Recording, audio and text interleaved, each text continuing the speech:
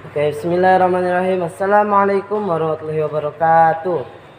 Alhamdulillahirabbil alamin wassalatu wassalamu ala asrofil anbiya'i wal mursalin wa ala alihi washabihi ajmain amma ba'du.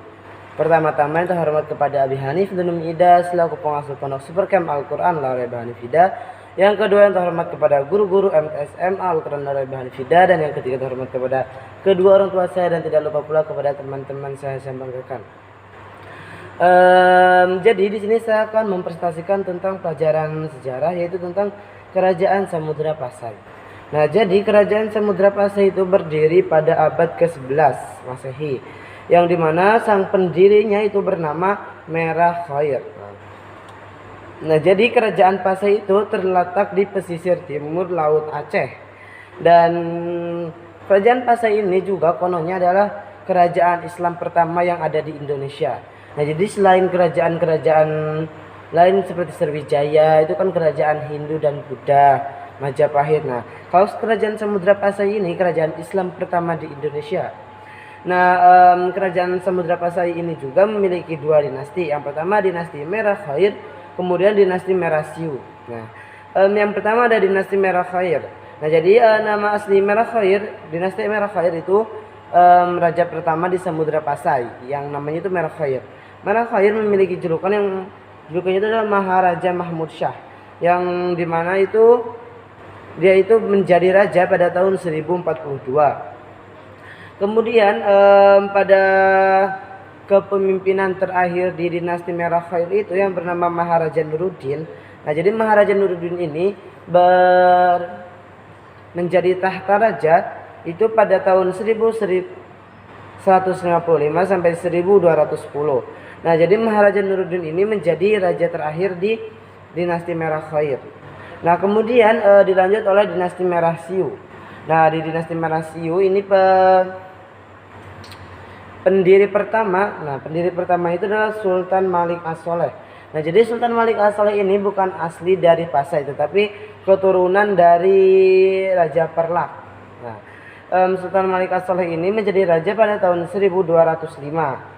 Nah, jadi pada masa pemerintahan Sultan Malik As-Shaleh ini kerajaan Samudra Pasai sangat makmur, dan memiliki hubungan erat dengan kerajaan Perlak. Nah, kemudian Sultan Malik As-Shaleh ini memperkuat hubungan itu dengan menikahi anak raja Perlak, yaitu yang namanya siapa ya, lupa. Nah, kemudian raja-raja pada masa dinasti Merah Siu juga itu yang pertama itu yang tadi yang namanya adalah Sultan Malik As-Shaleh. Sultan Malik As-Shaleh itu menjadi raja pada tahun 1285 sampai 1297. Nah, jadi aslinya nama Sultan Malik As-Shaleh itu adalah Merah Siu. Tetapi ketika sudah menjadi Islam, nah, jadi yang menjadikan Merah Siu Islam itu adalah Syah Ismail.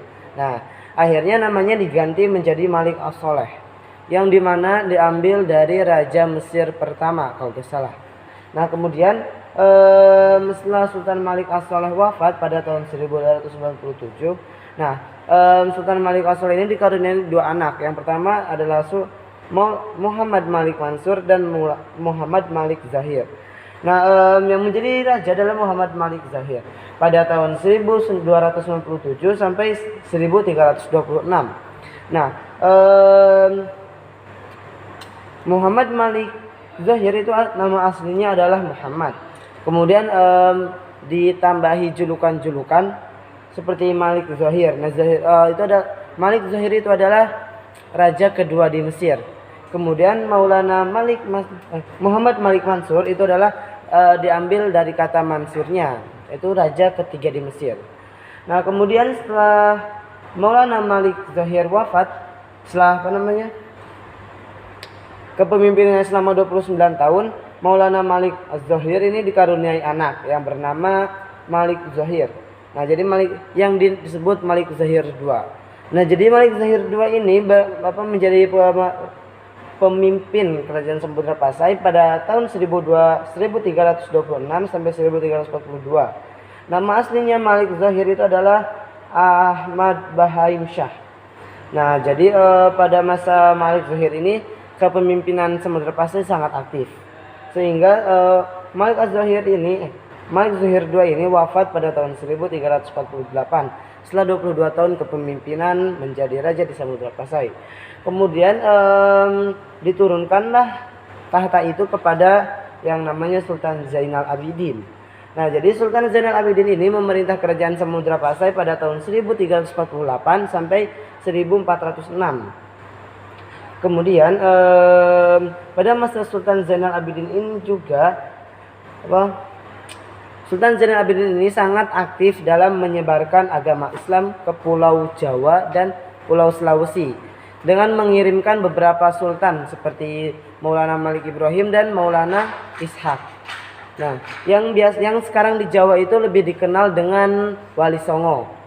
Nah, kemudian dikarenakan letak Samudra Pasai yang sangat strategis dan berada di Selat Malaka, akhirnya Sultan Zainal Abidin ini memanfaatkan keuntungan itu dengan mengadakan pelabuhan Pasai.